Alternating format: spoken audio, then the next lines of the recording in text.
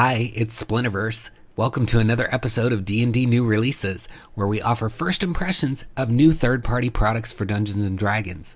We cover up to 20 titles from Dungeon Masters Guild and up to 20 more from DriveThruRPG each week. The titles are presented in alphabetical order by site, and all of them are linked in the video description. Purchasing the books using those links helps the channel, but you can also support us by purchasing one of our best-selling books. We've got lineages suitable for any setting, as well as optional lineage rules in our Van Richten's Librum of Lineages. With our Potions Unlocked book, we have over 100 pages of material to take your potions to the next level in your game. Our FeyWild Companion offers 150 pages of FeyWild fun for players and DMs. Also, our book Fizban's Vault of Draconic Secrets contains over 50 pages of dragon-themed player options, including a subclass for each class, and much more. Please support the channel by purchasing our books using the links in the video description.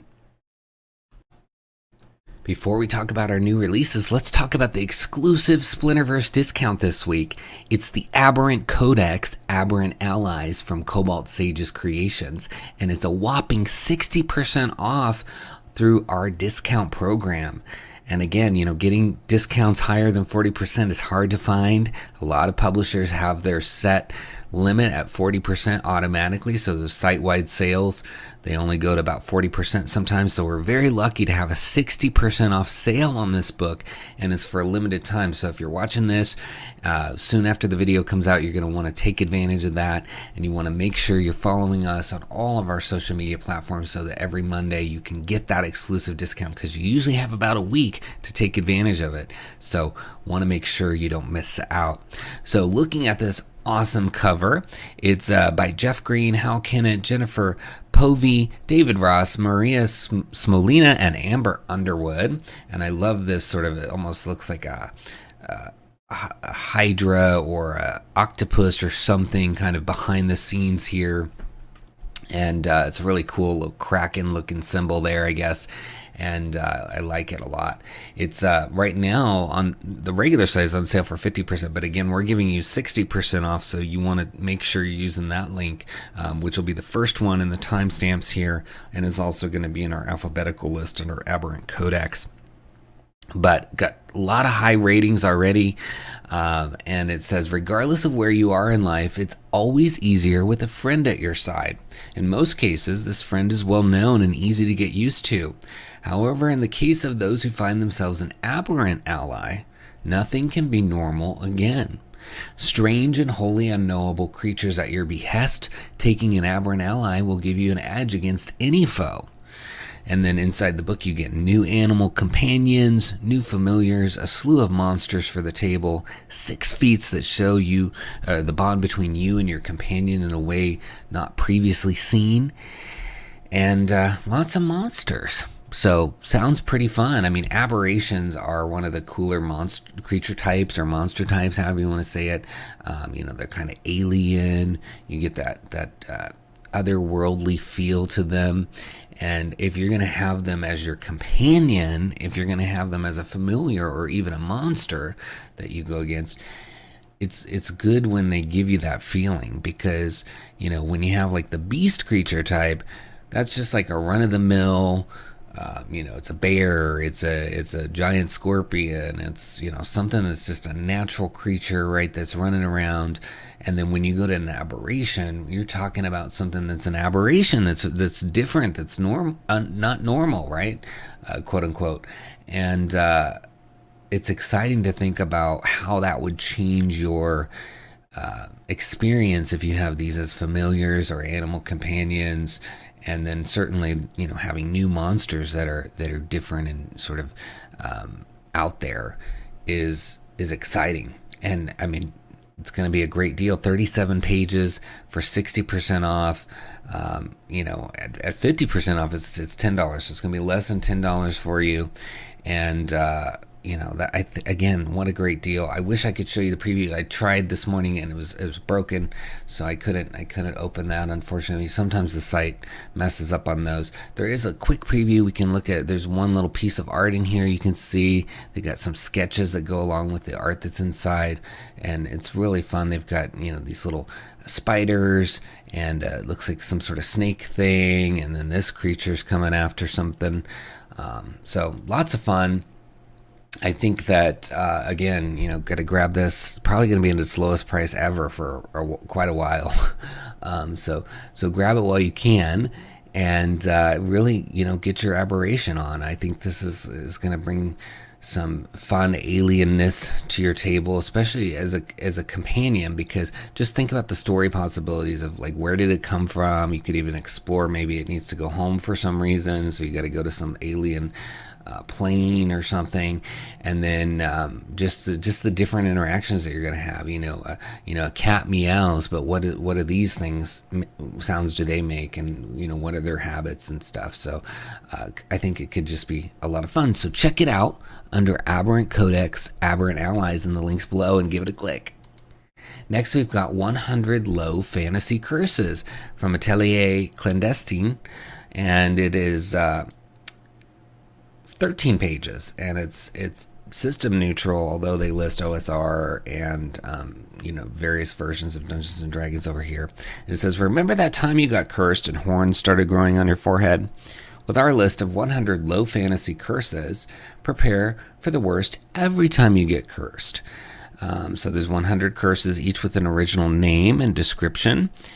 And yeah, it definitely does what its name says. I mean, it's got all of these curses listed. With the preview, you get to see 20 out of the 100. And I was reading through these, and they're pretty fun. I mean, you've got an egg a day. The character lays an egg every morning. Arranged marriage. The character is chased by parents who are desperate to marry their offspring and think they are the one for their offspring, basically. Bad hair day. The character is cursed to appear like they're an old and creepy hermit in the eyes of every new person they meet. Crybaby. Each time the character is hurt, they will cry for 1d6 minutes. And then fan club. Monsters are now more likely to be friendly, and if they take a liking to the character, they will loudly follow them everywhere, doing nothing but cheering them on.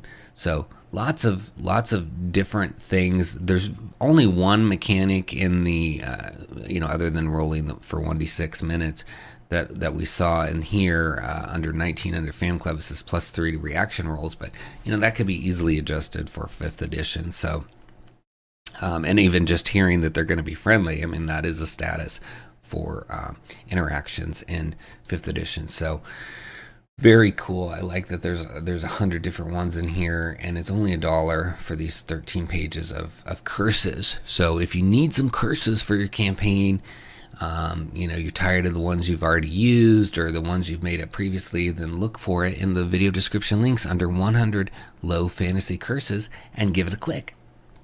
Next, we've got Clash of the Vestiges from Luke Hart and DM Lair. It is $2.99 for 19 pages, 5th edition.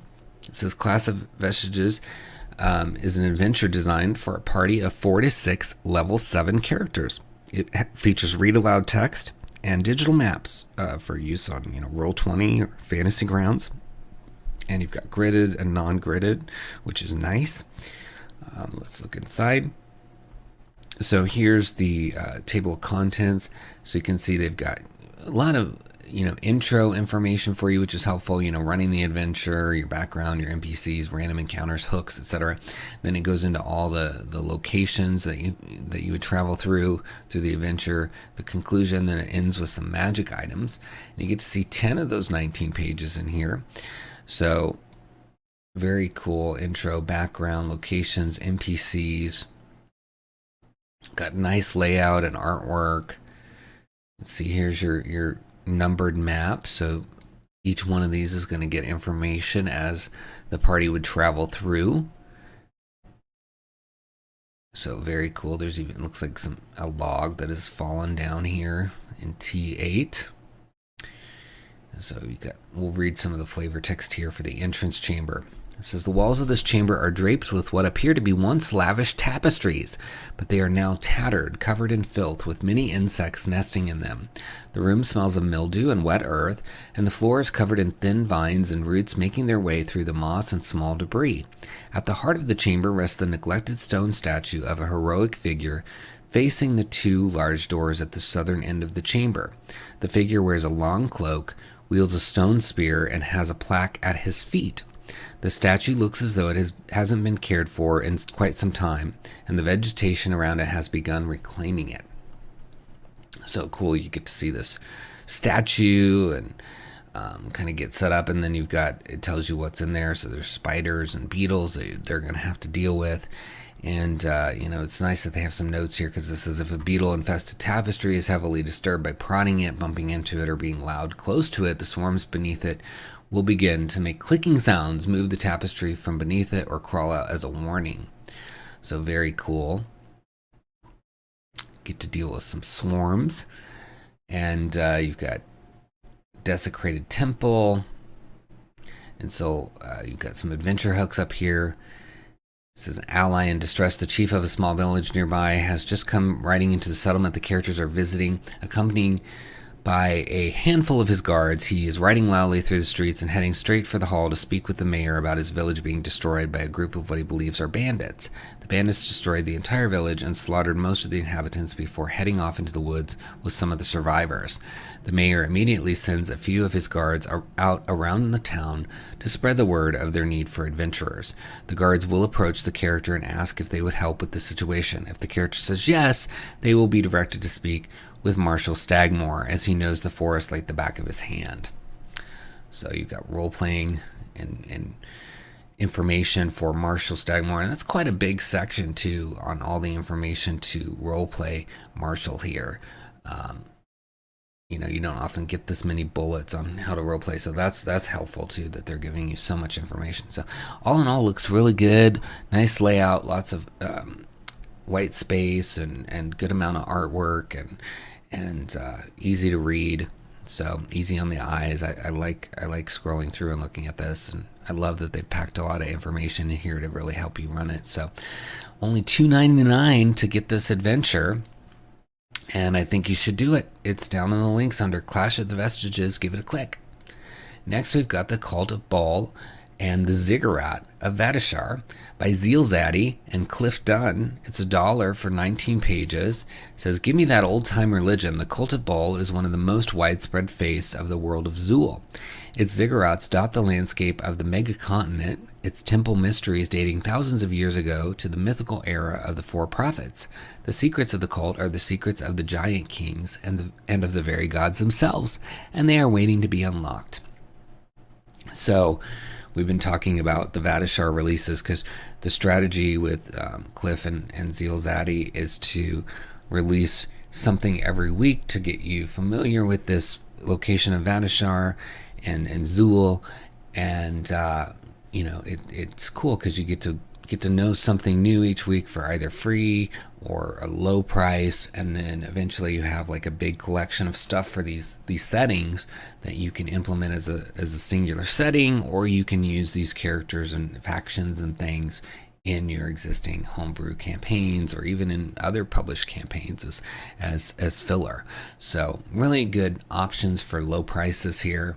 And let's look inside. So you see, gives you some intro on Vadashar and the future of it, and then it's got some notes on Zool and religion and cosmology, and it's got alignment versus fate, and then it goes into the faction, and then a bunch of the people involved in the faction, and then adventure hooks. So quite a lot for one faction. I mean, it's not often that you get 19 pages on a faction, so you can really get into like here it's talking about the Zoolean religion and cosmology, and then alignment versus faith, as we talked about, and then you've got the Cult of Baal, and then it goes right into quite a few members of that cult, which is really cool. So I can't tell you I've never seen this much on one faction. I mean, other than I think maybe there was one book that covered multiple factions that did this much, but it's just very rare.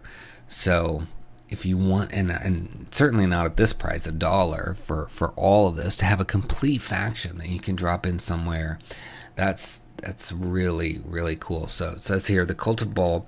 Baal is worshipped across much of 𝙬𝙗 as the supreme god, lord of the sun, and god of weather, with influences over lightning, wind, and rain. He's associated with the ram, and is often depicted in cultic iconography with that animal's horns.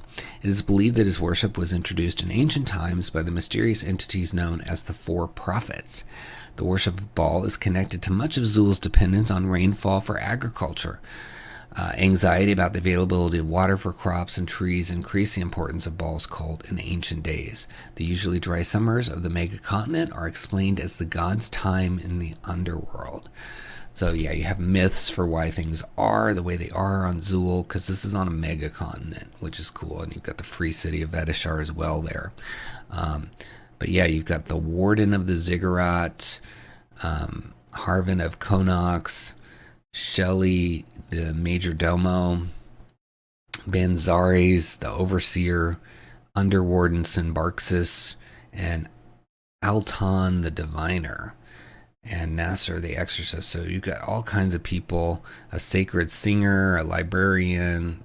I mean, quite a few personalities.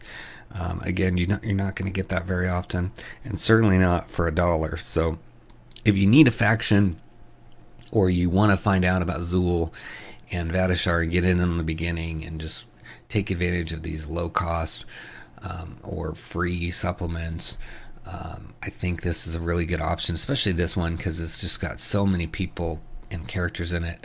So check it out under Cult of Baal and the Ziggurat of Vadashar in the links below, and give it a click. Next, we've got D20 solo role-playing D20 Modern by Parts Per Million. It's $4.95, and it's basically 3rd edition modern, and it's your ability to play it solo. So it gives you a set of solo rules for it, and each part of the rules is set up to work hand in hand with the published rules. So it first goes into what is solo roleplay, and then it gives you an oracle, which is how you make decisions when you're playing solo, and then goes to a bunch of different pieces that you need to know, but you can see it's kind of nice layout, very resembles the modern look for a lot of games, including, D20 and even present day modern. So all the different situational modifiers like no and, no but, yes and, relative answers. Because solo is very different. You don't have that dungeon master, game master, or storyteller. They're answering all the questions or telling you what to do. So you need these oracles and other things to help you get through those moments where really a decision needs to be made. And we'll look here at the oracle in a minute, but you get to see the entirety of this book in the preview. So you can really get a look at, well, is this going to work for me? Is this going to help me play D20 Modern? I mean, when you think about games that are out there to play and people that you can get to play with you, I mean, when you're not playing the latest version of the game, that's reducing the population available to you. And then when you go play modern, that's reducing it even further. So it's hard to find modern games, especially D20 or, basically 3rd edition modern games. I know they're out there, but they're less common. And so having something like this to get your fix if you really like this game is going to be nice. So the oracles for answering yes, no, or closed questions. It is essentially a DC 10 test with situational modifiers and consequences for failing by 5 or more, and benefits for passing by 5 or more.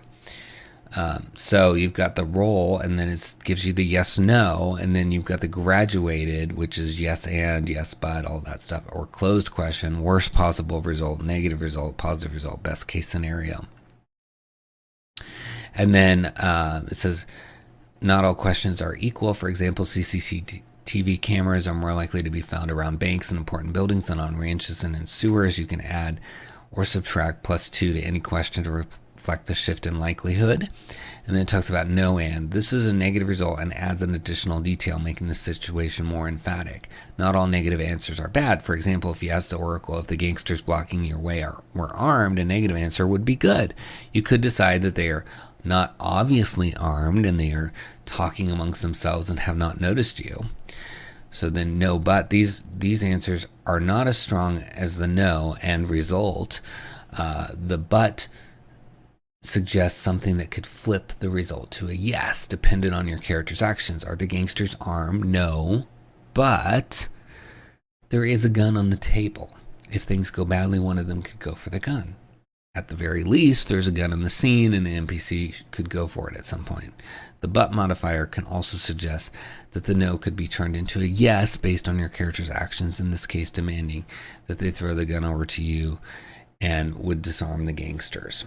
So, and then you've got yes but and yes and all of these things. So it's cool that they're going through all of that. And then the muse is used when you have an open question that cannot be answered with a simple binary yes or no. A question of is the safety box locked is a closed question. That's a yes or no. An open question is like, what is the safety deposit box? What is in the safety deposit box? So that's not a yes/no question, right? So you can use this little table here to figure out, hey, okay, some suggestions as to what's in the safety deposit box. So it's kind of like tarot cards or other ways to imagine what's in the box. Because again, it's just, you're just playing by yourself, so you don't have somebody to tell you exactly what's going on. So very cool.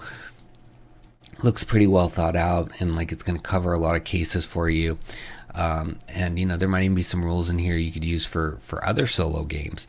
So check it out under D20 Solo in the links below and give it a click. Next we got the Eye of Everywhere, and it's a free preview from Alan Tucker, and it's totally free for the 22 pages and is 5th edition compatible. And there's currently a campaign for this on GameFound, which is kind of like Kickstarter. And it says the final product will include a host of player options, including new races, subclasses, a Scion class, and more, as well as detailed dossiers about each faction, including dozens of NPCs and adventure seeds, new monsters, and even some full adventures are planned. And they've got a video you can watch, because, like I said, they've got a campaign going on right now. But, to get 22 free pages of anything is really cool. And you can see they've got a lot of stuff in here. So they've got a bunch of factions in here, races, etc. And this project's been in development for over 2 years. And so they put a lot of time and thought into this. And you can see it's kind of a sci-fantasy because you've got magic and technology. The pages herein present a setting that is simultaneously unlike any other and completely familiar. It is a union of all tabletop role-playing genres. Want to play a wizard but go on an alien bug hunt at the hind end of space? How about piloting a hardened space marine who ends up on a mission to save a kidnapped prince deep within the realm of the Fae? Perhaps you find the idea of a rogue computer hacker who also likes to play with knives fascinating, but your friend wants to play a warlock deeply conflicted with their ancient patron. Or you want to open your third eye and explore the powers of the mind with a robotic scion, but a tablemate wishes to assail wizards' towers and dragons with a raging barbarian. Everything comes together via the Eye of Everywhere. Adventures can happen within the city itself, a whole campaign could take place there, or the Eye of Everywhere could simply be a springboard or home base for adventurers, then take your party across the multiverse. So it's like, yeah, you can really go any direction, play any game with this, because it's this Eye of Everywhere. It's in the center of everything. It's a city, and it has ways to get to, the fantasy setting or the sci-fi setting or the modern setting or whatever setting you want to play. And you could just plug and play those in. But it talks about factions here. You've got even faction dice, and then here's a list of the corresponding skills and other benefits. And then here's a map of political map of the Eye of Everywhere, so you can see how the factions kind of control this city, and then the different benefits associated. So yeah, it just looks really fun. Like there's lots of different groups that you can deal with, and that you can pretty much go any direction. So I mean, even before you back that campaign, you could have a lot of stuff to play with here with all these factions. And there's even a new rogue archetype here called the Slicer. So pretty cool. It's exciting that you can get this for free and find out about this setting. I think it sounds like a really fun setting, really cool way to help people bring, you know, various things together. I mean, if you have a table where you have a limited number of players, maybe you live in a small town or something, and there's debate over, well, I want to play a modern game. Well, no, I want to play a regular 5th edition game. And you know, what you could do is say, well, let's play Eye of Everywhere, where, you know, one session is going to be in this sort of fantasy setting, and then the other session is going to be in a modern one, and you could bounce back and forth and make sure everybody's happy that way. And I think it'd be fun to have, you know, go from sort of low fantasy, or, you know, low magic, I should say, and then go to high magic, and then go to sci-fi, and then go, you know, modern, whatever you want to do. I mean, especially if the characters are like fish out of water, right? They, you know, going from the fantasy setting into modern, they're like, what is hacking? I don't know what hacking is, and what is a computer, and all that stuff, right? So it could be fun to role play that. But it says here, the Eye of Everywhere is home to many groups and organizations, each trying to carve out their own niche in the city's landscape and politics. Some see the portal as a resource which should be shared. Others seek to control it for themselves. A few even seek its outright destruction. Whatever their motives, all who live and work in the Eye do so at the will and whim of a group known only as the Wardens. And then they go into this group, the Wardens, and it says, shrouded in mystery, the Wardens are an ancient organization who controls access to the portal. As such, they are the ultimate authority for the Eye of Everywhere. Although they do not seem to concern themselves with activities in the city or among the factions, many suspect the Wardens are as old as the Eye itself, possibly even its creators. Though no hard evidence exists to support either theory, regardless of their origins, the Wardens are the only ones with the access to the codes which allow passage to specific destinations through the portal. Anyone who enters without a code is sent to a random destination plucked from anywhere in the infinite multiverse. In most cases, this leads to instant death, though there are tales of a scant few who have returned successfully. So, again, just a fun setting, this portal. And you can kind of see this city built around this portal location. So lots of fun to be had, all for free. So check it out under Eye of Everywhere in the links below and give it a click. Magnificent Mythologies adventure is next with Blood of the Guilty, and it's for 5th edition, and it's $5.95 from Realm Warp Media and Matthew Cohen-Joro and Kyle Durkee. And it says it's an effort by the Foundation for Inclusivity in Gaming to bring BIPOC and marginalized culture into the mainstream and provide them with publishing support. It airs regularly on Twitch, and this one is a one-shot balanced for 4 6th-level characters and is written and designed by Matthew Cohen-Joro, an Indonesian and Native American ttrpg designer, bringing heavy influences of his culture to the adventure. Called to a village to help the people deal with a years-long drought, the party finds a fearsome creature murdering the elders and citizens. Can they investigate the clues and find the culprit behind the killings? They may even find a cure for the drought in the process. So, pretty cool. And you can see there's some nice artwork and layout here. So let's look inside. So you get to see 7 of those 10 pages, so almost the whole book. And you get some background, adventure hooks. But you can see they got some flavor text for you, some fun artwork to accompany it. And I love the design on this axe here at the end. So you get some magic items. So Axe of Lived Experience. This is a weapon, rare. While wielding this axe, you can add your proficiency bonus to survival checks. If you are already proficient in the survival skill, you double your proficiency bonus. Additionally, when a creature that is younger than you or has existed for a shorter period of time than you attacks you while wielding the axe, they must succeed on a wisdom saving throw or be forced to target a different creature with their attack. So, Pretty fun little magic item. And let's see. Let me find another area to read here. So there's the 𝙤𝙤𝙢𝙤. The flying head was the 𝙤𝙤𝙢𝙢, a legendary monster that the townspeople can easily identify, but are too scared to talk about, lest it come for them next. What no one knows is that the intended target was actually the spouse of the victim. A detect evil and good spell identifies the only undead as being in the Longhouse, a place that is usually consecrated ground. However, with the recent murder, patches of the house have been desecrated, causing the spell to show both consecrated and desecrated ground, flashing between the two and confusing the spell.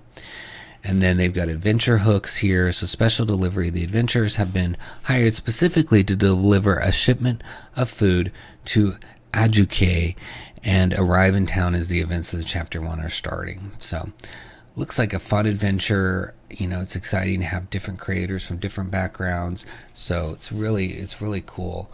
And yeah, I think you should check it out. It's under Magnificent Mythologies, Blood of the Guilty. Give it a click. Next, we have Play with Class from Celeste Conowitch and Kobold Press. It's $3.99 for 24 pages, 5th edition. And it says, show off at the gaming table. Whether you are a novice player looking for guidance on how to master the intricacies of your very first character, or a seasoned ttrpg veteran seeking a few new tricks and tips to give you an edge during adventuring, Play with Class has all the insights into running successful 5th edition personas. From barbarians to wizards, from level 1 to 20, each class is covered in detail, top to bottom.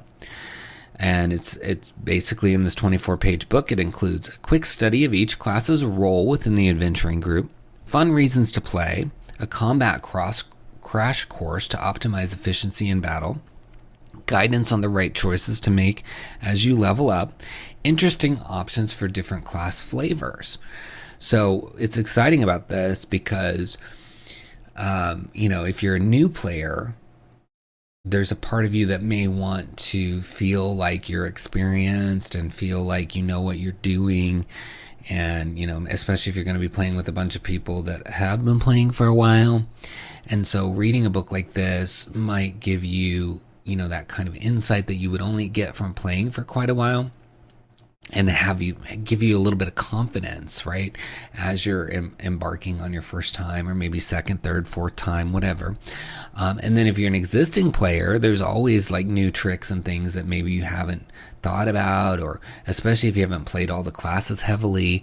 I'm sure this book has a lot of stuff in it for you to help come up to speed on some of those classes. And before we zoom in and look at some of the text, I just want to scroll through. You get to see 6 of the 24 pages. And as usual, you know, Kobold Press always has really fun borders and artwork, and you know, just really easily read because of the formatting and layout. So it's exciting to see them do another release. I always get excited by their books. So I mean, look at this artwork of these different characters in here. Very beautiful. So while you're reading and learning, you're going to get to look at all that beautiful stuff, right? So let's zoom in and read a little bit about it. It says, we will give you concrete steps to run each class. I'm not sure about you, but I frequently find the sheer amount of character options exhausting to comb through. I often wish someone would highlight what will work the best when I play my shiny new character. And since I want it, I'm going to assume you all might find such a guide as helpful as well. So here we are breaking it down. Now let's get to it. So yeah, the author, Celeste here, is just going to walk you through the classes and say, this is the, you know, how to maximize your experience. So it says, be a brutal barbarian. The barbarian has existed through many editions of the game, and for good reason. They hit real hard, and when they hit, it hurts real bad. When I introduce new players to 5th edition, I often recommend picking the barbarian as their first class. Why? Because it's easy to learn the ropes, and running a barbarian in combat is instantly gratifying. Everyone loves the feeling of doing 1 billion damage in a single round of combat, and hooking new players with that success is a great way to keep them coming back to the table. That's true. You know, barbarians are in there, they're just doing all this damage and able to take a lot of hits too. So it could be a really good way to start. It says role of the barbarian. In a standard adventuring party, barbarians usually land in the damage per second category, meaning that you are phenomenal at getting into the middle of combat and taking down enemies quickly. Barbarians can occasionally also take on the role of party tank, a character who takes big hits so others don't have to, because of their high hit points, but other classes with access to heavy armor typically fit that role better. Your job as a barbarian is to get right into the center of fights and bring down foes as quickly as possible.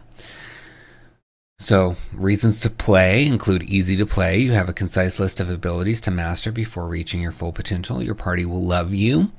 And then you've got clear motivations. Barbarians lend themselves to easy to understand character motivations, which makes them easier to roleplay. Another good thing to start with, right? And then combat crash course. So how do you run the damage-dealing juggernaut known as the barbarian? There are just a few tricks you have to master. So master your rage. The first level feature, rage, is the cornerstone of all your class capabilities. Your main goal is to remember to rage as soon as possible in combat. Don't forget to always start with the bonus action to rage. And then I'm not reading everything. You can come back and read all of it, but I want to give you a little bit so you can see how cool this book is. Live recklessly. The most challenging part of playing a barbarian is remembering to use your second level reckless attack feature. The faster you can learn to make use of this devastating ability, the happier you'll be. Essentially, using this ability will give you an attack with advantage every single turn, which is mind-blowingly useful. Yes, definitely. Do the math ahead of time. One of the greatest things about playing a barbarian is all the static bonuses you get from the class. Most of your abilities give you a flat advantage that you don't have to activate. They just work. This also means that you need to make your character sheet, make sure it's updated with your current information before you sit down. And then it goes into like what subclasses you should pick. And then it talks about if you're looking for a barbarian that is a little spiritual and has high wisdom, then they've got one from their Midgard Heroes Handbook, which I really enjoy Midgard, so that's another good option. So I love it. It's going through the key things you need to know. It's positioning it so if you're a new player, you want to really feel like an expert and make sure you're going to have a good first experience. This book can really help you. It reads so smoothly and easily, rolls off the tongue, so it's going to be quick, easy read. And it was just 2 pages on the barbarian, or no, just one. So you could just read that one page and be ready to go as a barbarian, feel like you're making smart choices. And then as a DM, bringing in new players, you could even just show this page to somebody who's looking to start and say, read through this, and then this is a little primer. How long does it take to read a page, really? 5 minutes at most. So they could, while you're getting somebody else ready, they could be reading through this and just kind of getting familiar with the barbarian, and it's saying, straight up, don't forget to rage, don't forget to use this, right?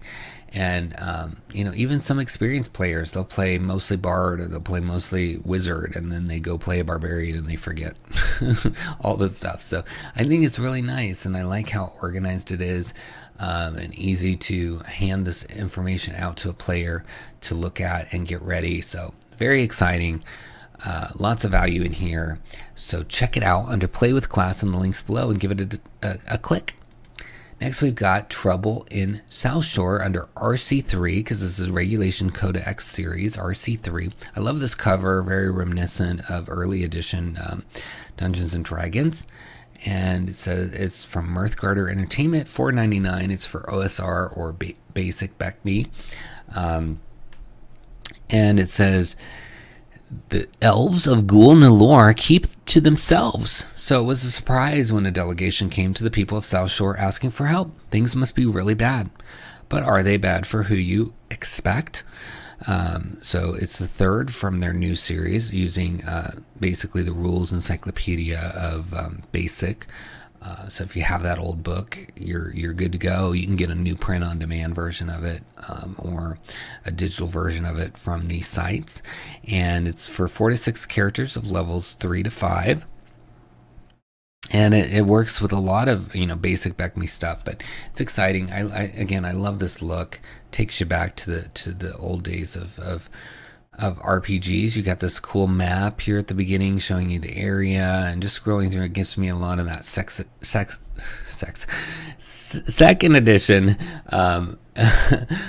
Second edition look, because the second edition had all that, that blue borders, etc., and kind of the blue text, etc. So, yeah, this is live. I don't edit it usually, so you get all my mistakes. And that was a good one. But okay, so you've got the town of Southshore. That's a cool map too. Let's zoom in. So, cool. We get all these little buildings, and they've only numbered a few of them. I love when they do that because, okay, so you got 1, 2, 4, 3 over here, 6, 8. Looks like about 8 of them numbered. So that means all these other little ones are whatever you want them to be. You can have it be like an abandoned house that the party just kind of camps out in, for their little home base while they're here. Or you can have it be, another character. If if you're getting some of these other titles, you could drop in some of the NPCs from these other titles and some of these other locations. So always fun when that happens, when you get a map that's not like every single thing is labeled. So yeah, just scrolling through, I mean, there's a good amount of art to the maps, and you got a ton of maps. And again, I love this second edition look to it, and the first edition looking cover. I have such nostalgia for that because I used to get those books and I had nobody to play the game with, so I would sit there and read these books by myself and just imagine all these things, and so just poring over these books and seeing this stuff it's fond memories. All right, so let's find a good part to read for you. Let's see. The town of Southshore. Nestled along the southern shore of Gorgewater Lake, Southshore is a fishing town about twice as large as Brink. In addition to being larger, there is a substantial amount more traffic coming and going. Not only does Southshore provide lake fish to Nefford, but the Gorgewater Lake is home to a type of clam known as Sweetheart's Gift Box. These clams have a wonderful blue and purple shell with concentric patterns, and they produce beautiful heart-shaped pearls with a pink and purple hue. How cool! Heart-shaped pearls. That's going to be really valuable. Though these pearls sell for incredible amounts of money, and there you go, Southshore has managed to remain small and not overrun with treasure seekers, because it is known that there are fewer than half a dozen found in any given year, and also that the clams are imbued with a magic which allows only one who was born within 3 miles of the Lover's Well in the center of town, who was baptized into the Church of Ern before reaching 1 week of age, and who upon reaching the age of 13 is found to have developed a purple heart-shaped birthmark on their lower left buttocks to open their shells and remove a pearl. So you gotta be the right person to be able to open this clam and get these pearls. You gotta have been part of this church. You gotta have been born within 3 miles. You gotta have this birthmark. So I see why it's not overrun, but that's cool. It makes the town stay kind of small. It says it has a population of 5,000. The majority live in small homesteads dotting the countryside within a mile radius. So very cool. So yeah, here's that town we were talking about. So this would be like the central part, and then a lot of the others would be spread out elsewhere, living in little farms and stuff.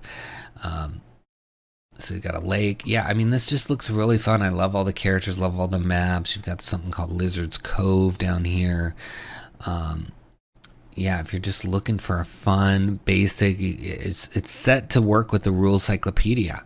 You don't even have to use any of these spin-off OSR things. You can use one of the official, early editions of Dungeons and Dragons to actually play this out. And it gives you that feel right from the start with the cover. So I'm excited for this. Check it out. It's under RC3 because that's the number for it. Trouble in Southshore. In the links below. Give it a click. Next we have Tangled Vines, a Night Owl's Odyssey adventure. And it's $4 for 14 pages. It says goblinoid creatures lay siege week after week on the quaint town of Pinshaw, leaving scant supplies in their wake and a dwindling population in desperate need of aid. But with their bodies clearly twisted and corrupted by dark magic and seeping with vicious poison, something is clearly afoot. Will you be able to unknot these tangled vines and stop the attacks before it's too late? So fun little backstory hook for this. This dark magic and poisons and vines, and you can see some really cool maps. I mean, there's like a drawbridge that you go through, and then you're in this sort of castle-like structure, and then you've got a wilderness one. And these are big, 50 by 30, 30 by 50, gridded, gridless. And then you've got fully statted monster sheets, gorgeous monster tokens, and it's for 4 to 6 characters of 6th to 10th level, optimized for average party level of 7. And then you can see some of the tokens being laid on the map here, so you can see the vines coming through with this sort of poisonous looking acid area here, a treasure chest hidden in here. So you get 4 new monsters, 2 custom hand-drawn battle maps, 3 new magic items, and 2 musical tracks. Every week, Night Owl Odysseys has got some more stuff for you. And what I love is every time you buy one of their adventures, you're getting an adventure to run, but you're getting maps, you're getting tokens, you're getting monsters, you're getting magic items, and you're getting music. You're getting one of pretty much all the pieces to put together. And then, this map can be reused over and over. The music can be reused over and over. The tokens can be reused. So the high reusability of Night Owl Odyssey stuff is exciting to me. So I think you should check it out under Tangled Vines in the links below and give it a click.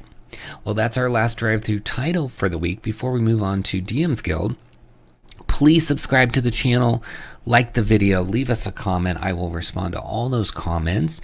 And make sure you're following us on all the social medias at Splinterverse. We've got a new book coming out. It's actually at the printers right now. Once that's all figured out, we'll have a release date. Printing times are a challenge right now with supply chain issues, and etc. So we're aiming for May, but we're dependent on how printers work. So soon we'll have a new book for you. So you want to make sure you're following so you can see all those little teasers and reveals for that book. But it's exciting. It's our biggest book ever, and I can't wait to be able to talk more about it very, very, very soon. Please click all those links in the video description. Support these fabulous creators. They're doing such great work. Some of them, like Night Owl Odysseys that we just talked about, releasing every single week. So we want to keep encouraging them to do this great work, bring all this great stuff to us to enjoy. So click those links, purchase their stuff, follow them on social media, leave them reviews, all that good stuff. And if you purchase anything on these sites after you click a link, you're going to help the channel a little bit through the affiliate program. We get a tiny little percentage on every sale. So if you do your shopping with us through those links, that really helps us and the channel. And we use those funds for books and to support the channel. And then we've also got, speaking of our books, we've got 5 that came out in 2021, so you can check those out. Those are linked in the video description as well. We've got our print-on-demand FeyWild Companion, which is on sale this week for the print versions. They're having a special sale on both DriveThru and DM's Guild for print-on-demand versions. So if you were thinking about getting a print-on-demand version of FeyWild Companion, now's a good time, because I believe it's 10% off for the soft cover or the hardcover of that book, and that's 150 pages of FeyWild fun. Then we've got another print book. It's not on sale, Potions Unlocked, and it's over 100 pages of potion goodness, everything from really fleshed out potions with fun abilities and short stories to go with each one, all the way down to vendors that are fully stocked, and information on crafting potions, plants that you can find in your world that can be part of crafting, just lots of fun potion goodness. Then we got Fizban's Vault of Draconic Secrets, which is all kinds of dragon fun, and it's got a subclass for every single class that is dragon themed. And then you've got a familiar horde, magic items, spells, you name it, it's in there. And then we've got Secrets of the Draugr, which is a melding of the Draugr and the Duergar into a new race that has really fun deities and fortune telling and some different things going on. And then we've got Van Richten's Librum of Lineages, which teaches you all about this new structure of lineages with some really cool implementations of lineages and how they can really be conflict-driven ways to start the game. So you can start the game in this lineage with a conflict, or the best part about a lineage is it can be assigned later. So somebody can start as just a normal elf or human or whatever, and then they can get hit with one of these lineages and totally change their experience. And the 4 that we have are really conflict-driven, so lots of fun. And the optional rules in there help you deal with this new mechanic of lineages. So I hope you check all those out, and I appreciate the support. And now let's go on to DM's Guild. Our first DM's Guild title this week is Boiling Point from the Key Games and Ivan Marquez Zamora, and it is $17.99 for 196 pages. I really love that cover too. I think it's very dramatic. It says, what starts like any other day in the lives of adventurers soon becomes a stressing nightmare. Someone seems to be trying to destroy everything they have while putting their lives in extreme danger. Who's behind this attack and why? So it says located in the Sword Coast of Faerun in the Forgotten Realms, but it can be located in any other setting. It's created for 4 to 5 5th level players, but they will be level 8 or higher by the end.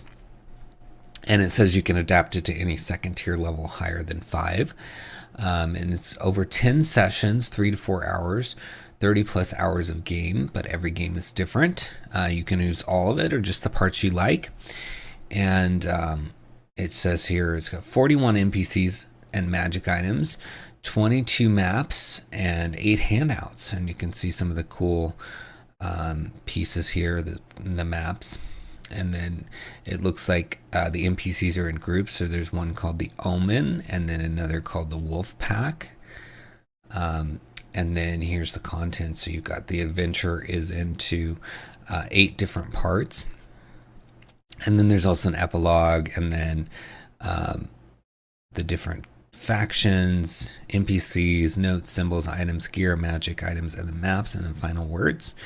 But I mean, it looks beautifully made, right? I really love the concept of the cover. It's just really cool. Yeah, I'm excited by this one. Really, it looks like really high quality stuff. So 8 pages out of the 196. So it's introducing the NPCs right off the bat, but I'll just scroll through real quick so you can see kind of the overall feel and look, kind of in zoomed out mode. But I love the style that they're using. Very clean, simple font, so it makes it really easy to read without feeling overwhelmed. So here's all the NPCs, descriptions of them, where they are, so you can find them.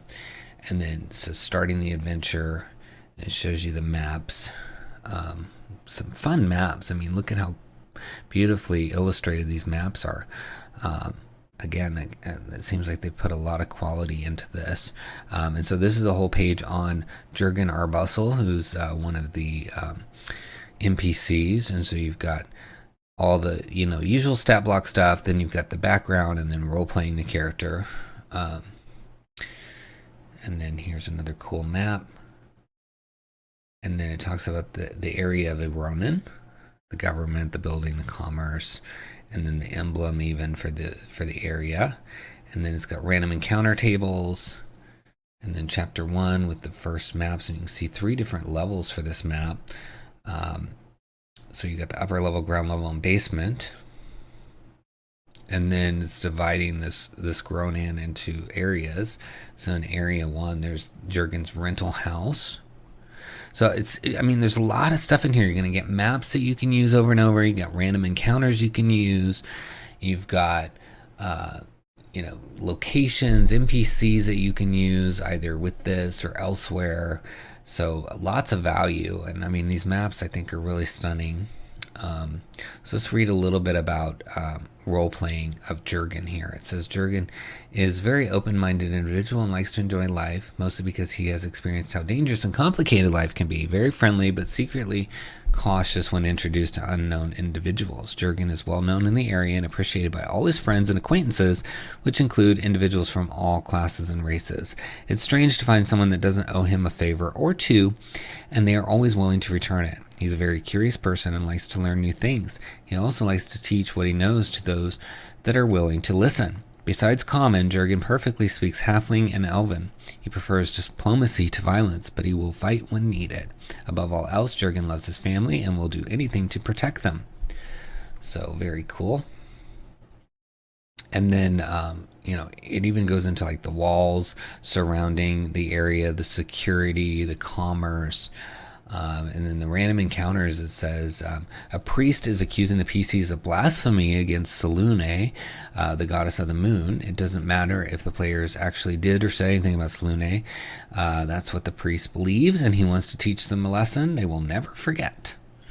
So, and then it talks about law enforcement. I mean, just really well thought out, lots of stuff, so easy to read and engage with. I love the structure. I mean, a lot of people just like mimic, Wizards look.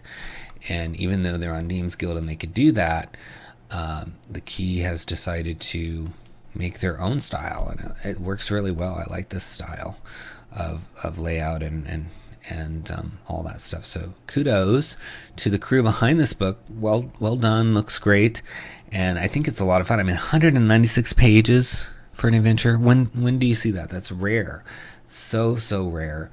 And to get all this bonus material, all these pieces of artwork, different characters, it's exciting. So I think you should check it out and really deep dive, read through everything here, and then pick it up so that you can take some of these NPCs, you can take some of these maps, you can take all this stuff and incorporate it however you want, or you can play the big adventure. And I mean, 30 hours of content is no joke. So check it out under Boiling Point in the links below and give it a click. Next, we've got Eldritch Encounters, 20 Encounters of the Weird and Uncanny from Zeke Gonzalez. It is $1.95 only. That is a really low price for 23 pages. And it's got 20 encounters, and they can be dropped into any campaign that has horror themes, like, Curse of Strahd or something else in Ravenloft. Or you can use it to just flesh out a location that has aberrations in it, or as random encounters. Whatever works for you. I mean, as a GM, it's kind of your world, a DM, GM, storyteller, it's your world. So you can see this cool aberration here. So 20 new encounters, 9 new monsters, and 2 new magic items. And it's part of a bundle. We talked about previously Eldritch Aberrations in one of our previous episodes, so which is basically a bestiary of aberrations. So if you want to get both of those together for $3, I mean, that's a screaming deal to get both of these. I'm definitely going to have to do that, because that's a really good price. So looking in here, you've got, again, beautiful layout as usual from Zeke. I love that picture. It's so cool. And yeah, all sorts of aberrations to be had here. So yeah, you got your table of contents, your new monsters, introduction, and then it gives you all the encounters.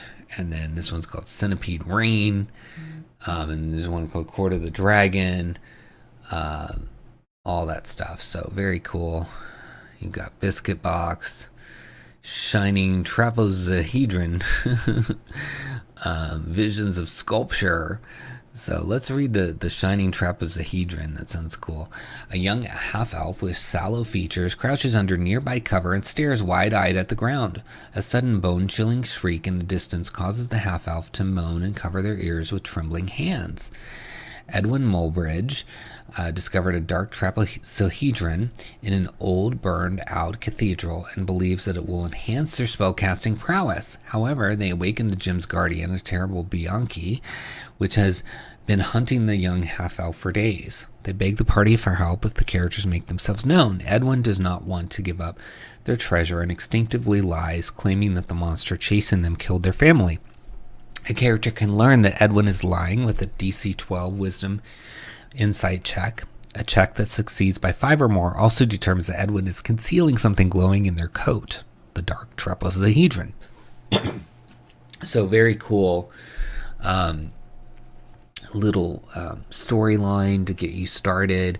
They're referencing, a monster that's in the appendix, so you have that. Then you've got the cult fanatic, which I think is in the monster manual. And then You've got this item, the 𝙈𝙚𝙀 𝙎𝙪𝙧𝙀. So it says this well-cut crystal glows with a color unlike anything on the material plane. Its surfaces shouldn't fit together and makes no geometric sense, yet it somehow forms a complete whole. It glows with a restless light and hums to the touch. Once per day, you may hold the 𝙈𝙀 𝙎𝙪𝙧𝙀 and use it to cast the Contact Other Plane spell, requiring no other components. So that's a fun item. And, you know, very cool. Here's the Cult and the 𝙈𝙀 𝙎𝙪𝙧𝙀 artwork. So yeah, really well laid out.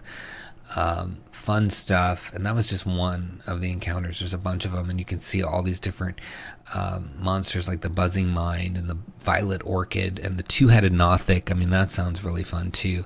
So just so much good stuff for such a low price. I mean, $1.95, you're getting all this stuff that's beautifully laid out stuff that you can use. And I mean, encounters you can use anywhere, just to fill in a session, to fill in a gap. Maybe your characters are behind on leveling, and so you need to give them a challenge to get them to the level you need them to be for the next part of your adventure, or you're just running out of ideas. Whatever the reason, having a book of encounters, especially weird ones, is really cool. And these, I could see that one with the elf, that could fit in anywhere. That elf could be hiding anywhere. So, I mean, you can really get those in. And then if you click our link and then come down here and get this bundle, I mean, you're going to get such a good deal to get both this book and the one we talked about previously. I mean, I can't believe how cheap this quality product is. So, you should grab it and enjoy the Eldritch Encounters inside. So give it a click in the links below. Next, we've got Encounters in the Underdark. And it's from Never Not DM, Christian Zook, and Matthew Wolf. It's $4.99 for 27 pages, already a copper bestseller in its first week. And it provides a series of 7 encounters to enrich the experience of your players when playing in the Underdark. Whenever appropriate, the encounter will mention location from the Forgotten Realms, but the encounters can be run anywhere that is underground. Most encounters have detailed maps. So very cool. And yeah, I love it. It says 3 new stat blocks, 5 unique maps, 18 total maps with different versions that include dark and bright versions. So look at this one. I mean, look at how beautiful this is. I mean, that definitely gives you otherworld stuff. You've got the caravan. You've got the campfire here. I mean, this definitely feels like, you know, you're in the Feywild, or Underdark, or, you know, wherever. I mean, I know this is supposed to be Underdark, but it could be Feywild as well. Yeah, here, this especially looks like the Underdark with all the giant mushrooms. And you've got like a sarcophagus or a ritual table there. And then, I mean, look at this bridge over some stuff. These maps are gorgeous. Look at all the stuff in this little alcove over here, and then you've got some pillars in this. I mean, beautifully detailed. I love these maps. And yeah, 7 different encounters. Yeah, quite a bit of stuff, and the price is good too. So you've got the intro, all the encounters, and then creatures, magic items, and a handout. So yeah, we'll go through one of these, but I just want to quickly scroll through so you can see like the overall feel of the book. So it's a 27-page book, but there's 30 pages here, so I think maybe they're not counting the covers in the total on the page here. But still, it's awesome. You get to see the whole book in here, which is really nice. They've got all kinds of magic items at the end, and then bunch of characters as well with their stat blocks, and then the encounters up here. So let's find one of these fun encounters to read for you. So let's start with Dangling Fools here. It's for 5th to 9th level, and it's a combat encounter, and it says, as the party traverses an stone old bridge, a roper lies in wait on the ceiling above, ready to drop them into a quipper-infested waters below.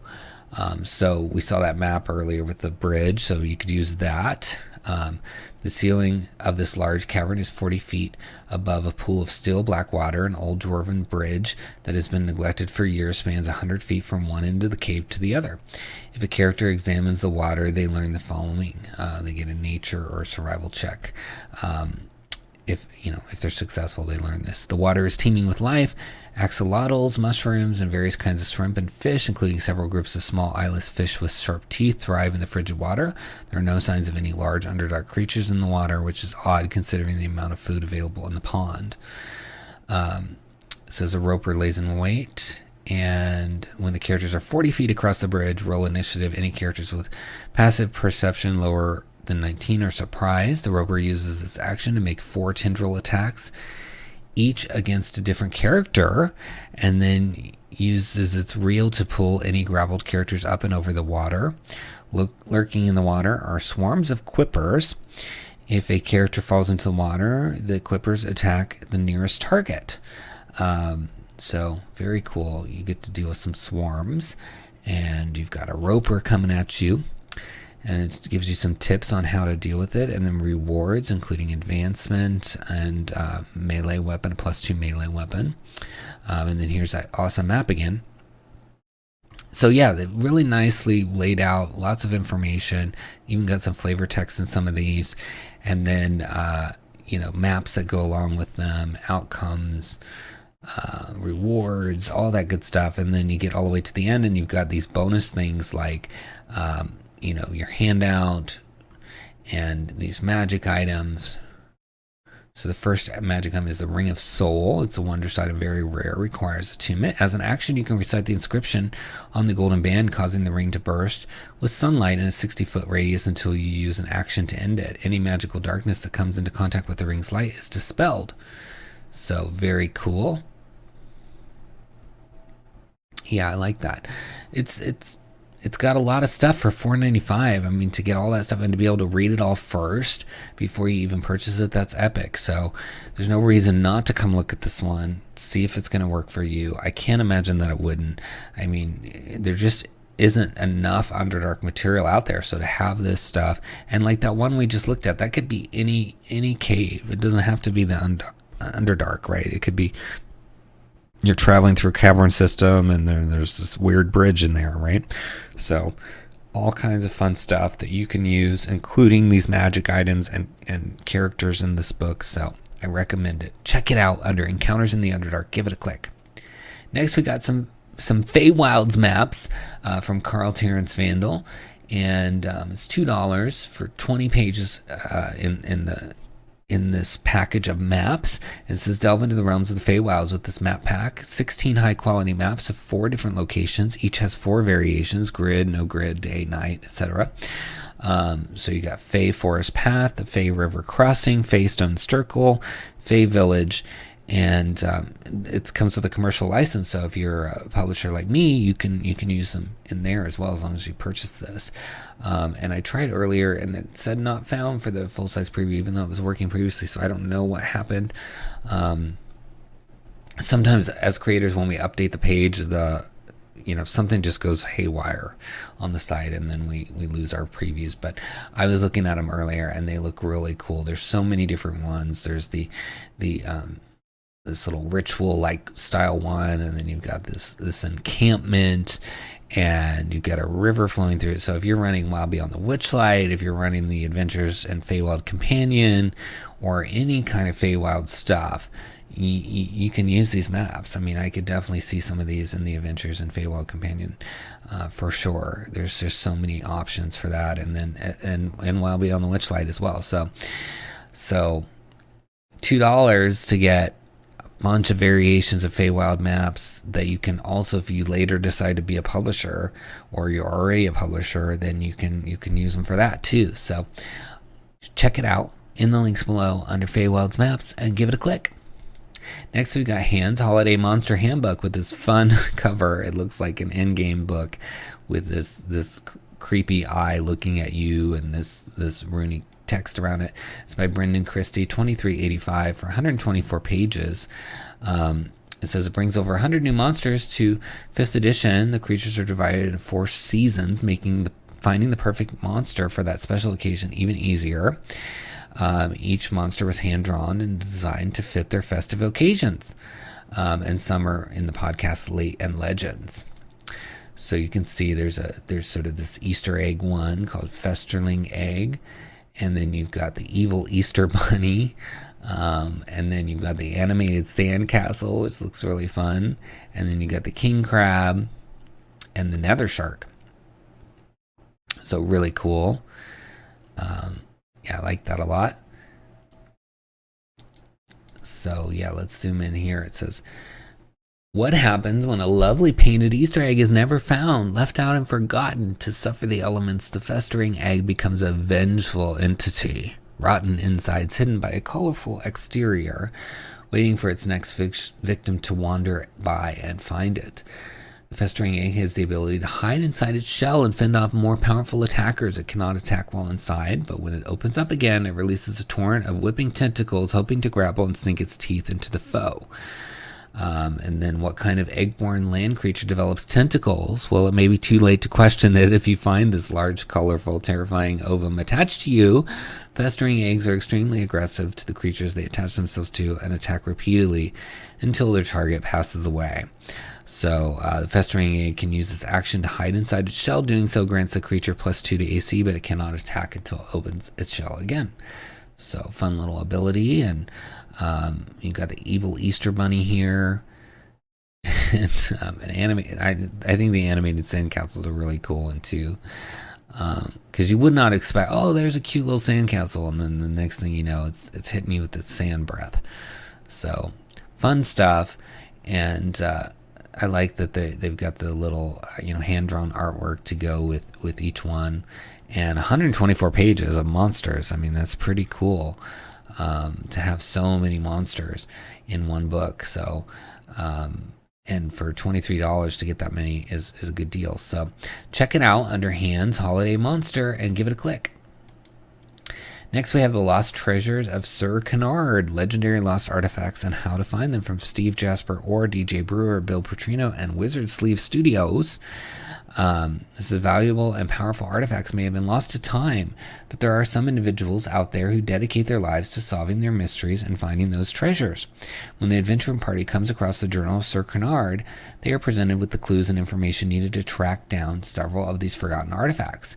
Can they use his research to recover these priceless items, or will the dangers guarding these secrets ensure they remain hidden forever? There's 5 separate adventures for parties of levels that send the character on treasure hunts based on the contents of the recovered journal. The adventures can be run individually or together as part of the larger story.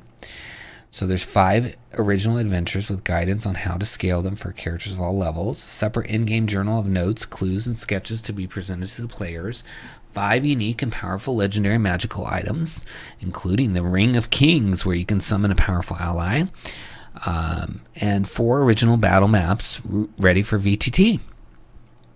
So really fun. Let's take a look inside. So you get to see pretty much the whole book, because you're getting to see 29 pages here. You've got the introduction, story hooks, and then Sir Canard, and then the treasures, identifying the temple. I mean, just looks really good, really easy to read, nice background. Some fun stuff. They got this whole section on the Ring of Kings. I mean, that's massive amount of information about one item, so that's really cool to have. And then you've got clues, and then back here is some more information on the Ring of Kings and the Sword of the Serpent and the Chalice of Many Stones. That looks cool. Fatal Mantis Glaive, Kill Dragon. Yeah, these are beautifully drawn as well. So some cool stuff. Let's go back up and look at some of the adventure hooks. So it says the most obvious way to get the party involved with these adventures is to have them come into the possession of the book and realize the journal entries can lead to valuable and powerful magic items. A few possible ways to get the group invested include: the party discovers the journal among the loot in a dungeon they were exploring.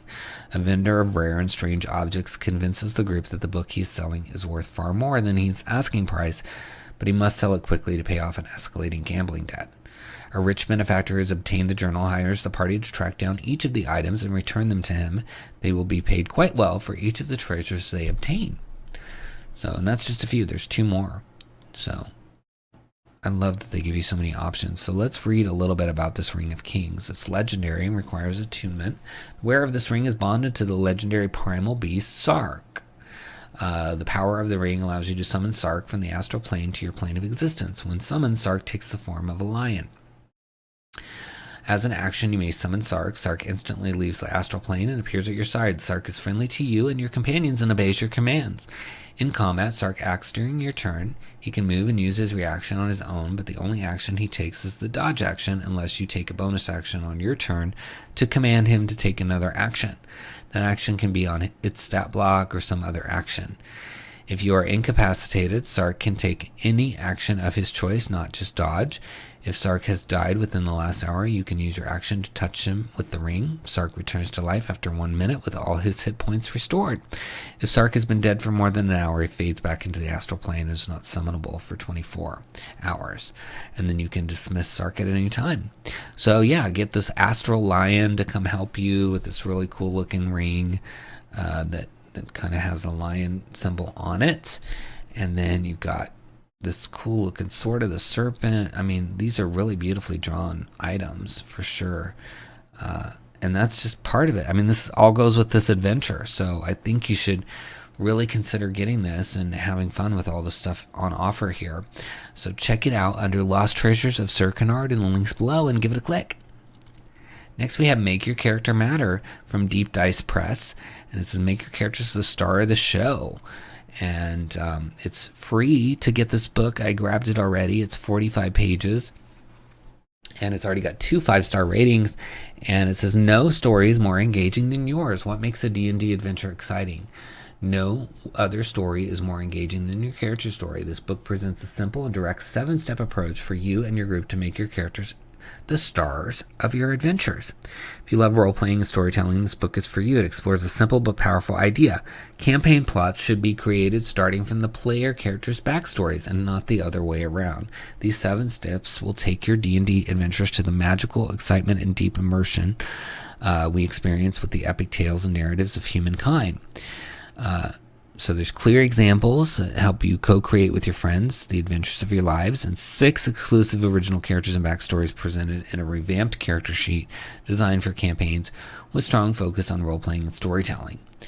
So you've got all your steps, and then some index of sidebars and handouts.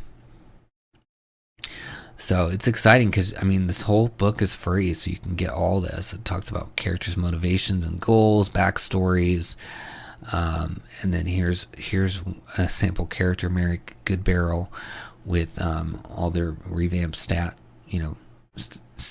character sheet stats laid out, and then you've got the backstory over here.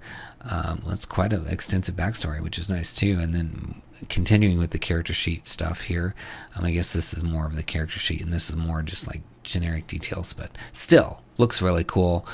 And this is really beautifully done. I can't believe this is free. I mean, Deep Dice has really done a beautiful job laying this out and putting so much wonderful artwork into this. I mean, to give it all away is really kind. This is the first product of theirs that I've seen since I've been doing this show, and next week will be 1 year since we started doing this show. So it's exciting. I'm just really impressed that they're giving it away because this is so good. But hopefully it'll get them lots of followers and that come back to purchase something in the future from them, because this looks really, really cool and well done. So let's take a deeper look inside. You get to see the whole book because, of course, it's free, so you should be able to see it. But let's zoom in and see some things. It says, few things are as frustrating in a D&D campaign as the feeling that the players are a bit distracted and struggling to connect with the story. In such moments, dungeon masters try to be creative and adapt the session, but many times fall short from recovering the adventure rhythm. Unfortunately, this feeling of disconnection is sometimes well-grounded. Players often put time and energy building their characters' backstories only to find their effort was in vain, and their characters are, in fact, an underwhelming part of the campaign story. If you, just like us, have been through that and would like to take your gameplay experience to a deeper level of immersion and engagement, this booklet is for you. This simple and direct 7-step approach will disable this trap with swashbuckling virtuosity, preventing you from ever going through such an unpleasant situation again. So the 7 steps are: build connections among characters, tie backstories into campaign plots, define initial characters' attitudes, plant the seeds for future adventures, put backstories on the front stage, check characters' goals and motivations, and think of moral dilemmas and plot twists. So yeah, that sounds reasonable. It sounds like all those things would really work to integrate the characters more. You know, you're weaving a story when you're being a DM. So it's great to have these tips to work them in more. So it says, bring your backstory to the front page. This is a key step in this approach. The idea consists of building your campaign plots around player characters' backstories. It means neither building campaign plots in separate nor before players build their backstories, but really together in a session 0. So basically you as a DM would not really flesh out too much until you get those character backstories, and then you can start working out everything else. It says it boils down to an exercise of creativity and careful listening, followed by more creativity and more careful listening. It goes like this. Your dungeon master pitches the idea of a mystery-themed campaign in which the DM would love to use mythical creatures such as mummies, minotaurs, and medusas. You and the other 3 players find the idea exciting, but are worried it may not match what you've thought for your character so far: an archaeologist wizard, an ex-convict shadow monk, a death cleric, and an indebted pirate. You fear such a starting point will inevitably take you to the same point of your previous campaign, characters being unrelated, right? So, but if you work together, you can spark a new one. So it says a shadow monk receives news that her old master has been turned into stone in an expedition to an underground ruin. She asks some questions in the criminal world and finds out that an archaeologist wizard may know the possible causes and cures for that. Her investigation attracts the attention of a death cleric who has a lead, a death knight responsible for the death of his family in a raiding accident in tombs in search of magical objects. He knows the death knight is in possession of the elixir of the Medusa, and he knows which might be the Death Knight's next targets, but those targets are scattered all along the Sea of Fallen Stars. Luckily for them, the Shadow Monk knows a pirate in need of a coin who would be willing to take the party around in her ship. So you see how that story kind of worked in all those characters, brought in the mythological Medusa stuff, and still, it's all together. So it ends up raising multiple plot points, adds to the storytelling. The sidebars in the previous page represent some examples of tie-ins between our 6 characters and the campaign plots that we created along with them. So barbaric invasions, court intrigues. So yeah, I love this. This is just, even if you only get one thing out of this free book, that improves your campaign, it's awesome. You definitely got your money's worth because you're not paying anything. But, look, there's character ideals tables that you can roll on for free. I just can't say enough about how great it is. And then all these pre-built characters, which can really be NPCs as well. So just definitely need to grab this. It's free. You have no reason not to grab it. So look for it in the links below under Make Your Character Matter. And I look forward to more from Deep Dice Press. Next, we got Mornbryn's Shield, an adventure for characters levels 3 to 5. And this is just stunning artwork. This is, I have to say, because we're going to look inside in a minute, this is one of the most beautiful DM's Guild things I've ever seen. Like, it is just stunning inside. And this cover is the start of it. Look at how beautiful this is. It reminds me of like a classic storybook, maybe something you would have read as a child or been given to at a school or a daycare to look at. Really cool, beautiful artwork. And this book is by Lucas Ribeiro as both the artist and the writer, which, I love that. It's $2.99 for 29 pages. It says it's a module meant for a group of 3 to 5 adventurers of levels 3 to 5. It deals with the search and eventual exploration of the tomb of Mornbryn, a legendary ranger who centuries ago protected the cities and villages that bordered the Evermoors. These events can easily be tied into any ongoing campaign, but they're most suited to complement the entry for Mornbryn's Shield in Chapter 3 of Storm King's Thunder, the Savage Frontier. So works well with that adventure, works well in Forgotten Realms, and works well anywhere. So you've got all kinds of stuff. Upon arriving in town, the adventurers will find themselves having to take sides in the conflict between the local powers to take possession of Mornbryn's treasure. Meanwhile, 𝙤𝙬𝙧𝙬𝙧, an evil parasite, has crept up from the Underdark and is spreading his fungal influence over the village inhabitants. So 29-page adventure, 2 new magic items, 11 monster and NPC stat blocks, tokens and battle maps, a town map, and a dungeon map. And I mean, look at how beautiful this artwork is. I mean, even this town map is just strikingly beautiful. I love the sketchness of it. It feels like a sketch, but it's precise enough to be used. And just even choosing to do it on this color paper instead of just white is nice. And you can see even with this beautiful hand-drawn map, for the tomb, how cool it is. There's some various things that run through it here, like a slime almost, or water. And then you've got this, looks like maybe a hidden chamber over here. I mean, just beautiful. Really, again, one of the most beautiful things I've seen. And now that we're looking inside, you can see even this edge on the page here has some beautiful hand-drawn details. You've got this nice map at the beginning. So I'm just really excited to see more from this publisher because it's just truly beautiful. Yeah, so we'll look at, you get to see 7 of the 29 pages here, but I'm just in awe of the beauty of it. So it says adventurers that go through the events described in Golden Fields from Storm King's Thunder might meet Shalvis Martholio, who asks them to escort him to the Barge Right Inn, where his boss, Nalaskar Theoland, will then ask the characters to accompany a beer wagon to the Troll in Flames, a tavern in Mornbryn Shield, where the events described in this module take place. So that's just one way to get them involved, but there's others. There's rumors and events here. So there's a fire giant attack about 2 weeks before the adventurers arrived at Mornbryn Shield. A party of fire giants strode through the town. Their careless steps ended up damaging some property. The Droverson's house took the brunt of it, for a fire giant violently bumped into it. And then you've got Beldrin's complaints. The local chemist has been complaining to the local authorities about some supposed scratching noise under his house. So lots of fun little rumors. And then let's read about the ruined house here. A ruined and scorched house in the north part of town. This was the hardest hit structure in the recent fire giant attack. The house is partially collapsed and bears burn marks all over it. A note is stuck on the barely standing front door. It says, "Staying in the maid of the Moors, the Droversons."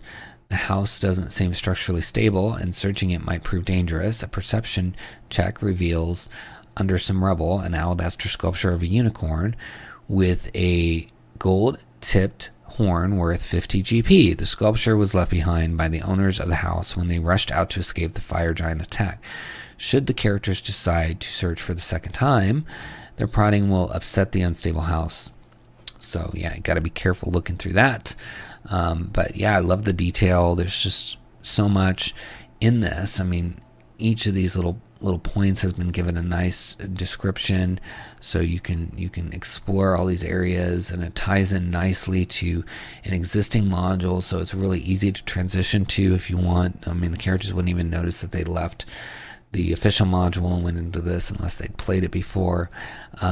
Or you can do it on its own, because Ink River is really put together a good product here. I'm excited to see what they do next, and definitely want to get this at some point because it's gorgeous. And $2.99 for all this beauty. I mean, that is, when you only get 50% of the money on DM's Guild, this creator is getting $1.50. That's it for all the 29 pages of art and writing, and I mean, that's not a lot, but I think it's brilliant. I mean, this looks awesome. So check it out under Mornbryn's Shield and give it a click. Next, we got Olafur Fizzlehoon's personal collection from Jordan Leathers. It's $15 for 61 pages. And it's a magic item compendium that includes enticing toys for player characters and world dressing for dungeon masters. Each entry has been curated with little exception to spur adventure and solve scenarios. You've got a dedicated Elder Darkling collector, wanted in 18 planes for property crimes. You've got over 150 magical objects gathered from throughout the multiverse, 10 original artworks, 3 pieces of sufficiently advanced technology, and 24 fantastical herbs, as well as 11 spells. So tons of stuff packed into this book, and it's 61 pages. So alphabetized or by rarity, and then you got magitech, spells, and herbs. And then you got a whole introduction here. So this lists all the items, the rarity, attunement, etc. And then you get right into the items. So we'll read this Astromancer's Orrery. So it's a wondrous item, arcane focus, very rare, requires attunement. These tiny mechanical spheres of myriad design mimic celestial bodies as a set. The foe planets rotate with unity and precision around a central star.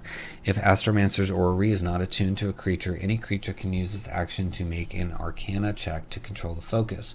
On a success, the collection of spheres levitate in one direction of the creature's choice.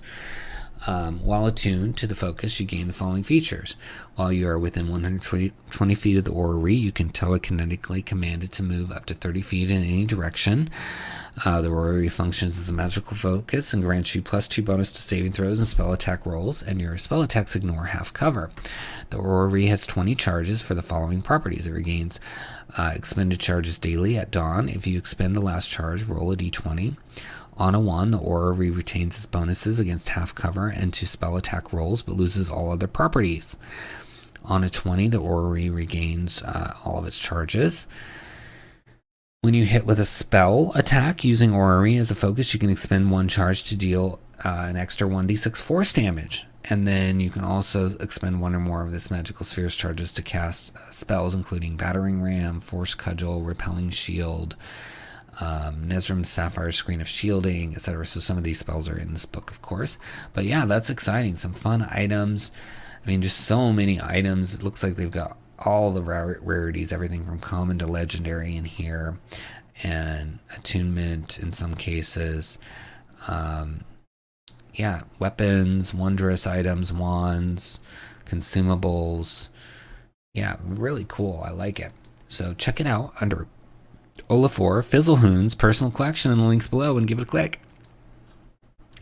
Next, we've got The Puppet Master and the Astral Sea, which is part 16 of the Sword Coast Coup by Justin Gagliani.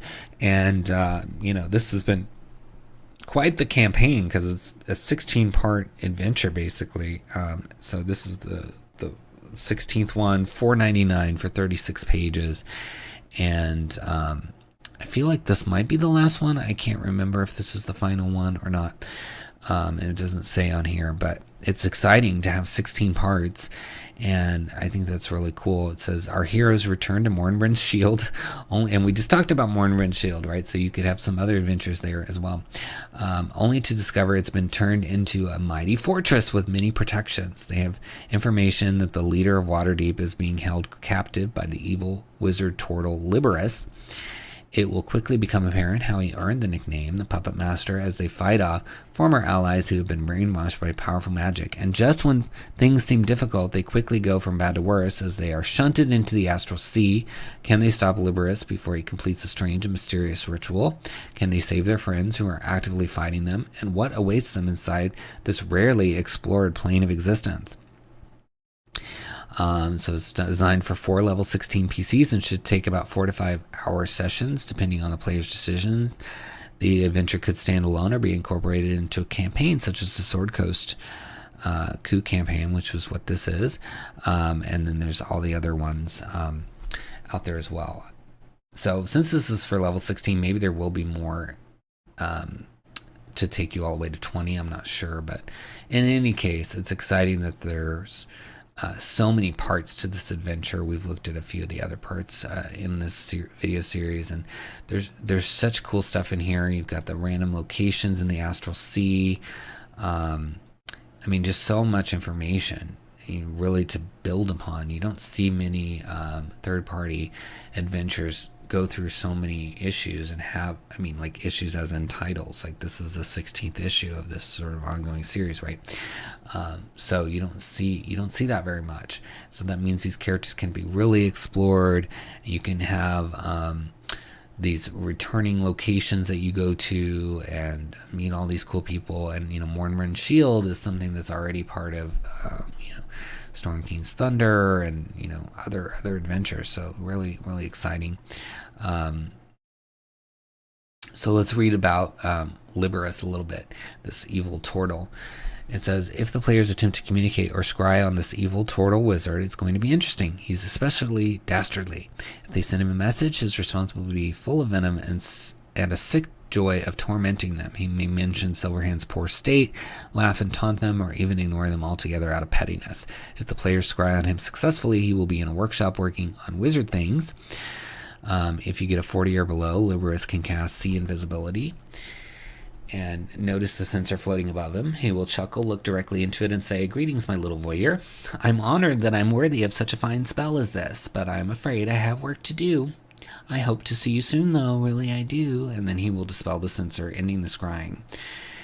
And says if you get a 41 or more, he doesn't see the censer and carries on. So then there's all this detail. I mean, if you get 10 or less, you see this. If you get 24 to 20, you see this. So 25 or more, it says you see a dark green and black turtle with a spiked shell wearing a black and gold hooded robe in a very well organized and elaborate wizard's workshop. This is Libris. There are bookshelves filled with not only books but jars of strange spell components labeled boxes and odd trinkets. The turtle is standing at a raised desk with a neat stack of parchment at his side.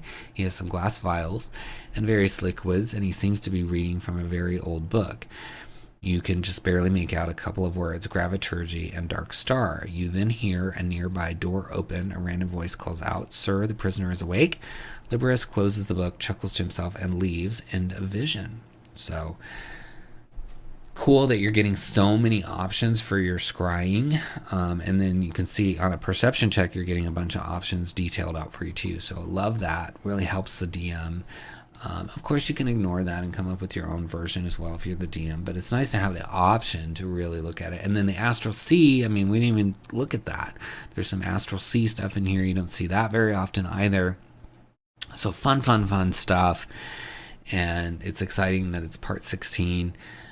These, I'm sure you can play them without all the other parts, but like I said, I love that this is being built upon and giving you the option to really deep dive into a third-party adventure with so much material, 16 different parts.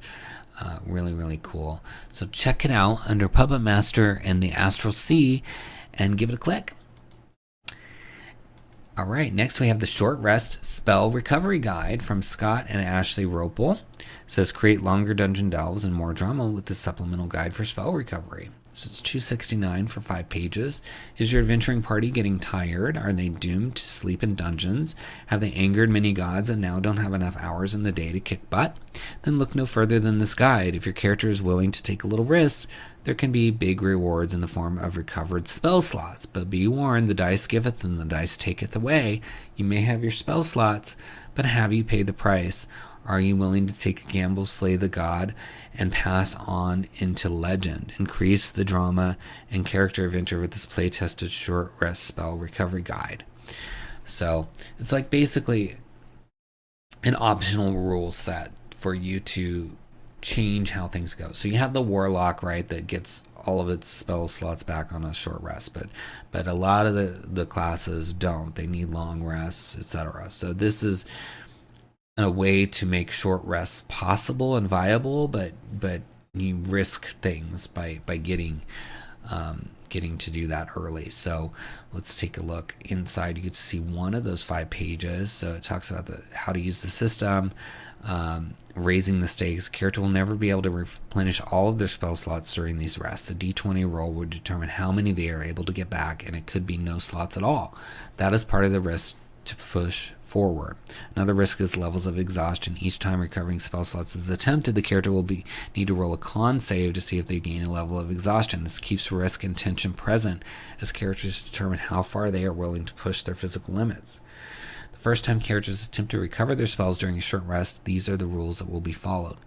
A single time of spell recovery is the most likely thing to happen, but if a dungeon is particularly grueling or the characters are taking on multiple bosses in one day, more rests are possible with higher risks. Note that the rules below apply to spellcaster classes. This is in addition to any spell recoveries the characters already have, such as Arcane Recovery. First, ask the character to roll a con saving throw. DC is 5. A failure results in taking 1 level of exhaustion, but still succeeding in regaining spell slots. Second, have the character roll 1d20 plus their spellcasting modifier. See the table below to determine how many spells are regained. So if you roll a 1, no slots are recovered. 2 to 5, you recover 2 slots of levels 4 spells and under. 6 to 10, recover 4 slots of levels 5 spells and under. All the way up to a 20 plus, natural 20 and rolls of 20 plus allow the characters to recover 10 slots of any spell level. So when they're higher level, there's not going to be 10 isn't going to fill up all their slots, but it's going to give them a good chunk. So yeah, they've got this little system you can try and see if it works.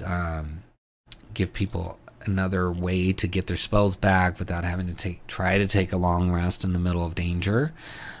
Could be fun, and there's some risk involved. It seems like it's player led, so the players can really determine if they're willing to risk it for the biscuit.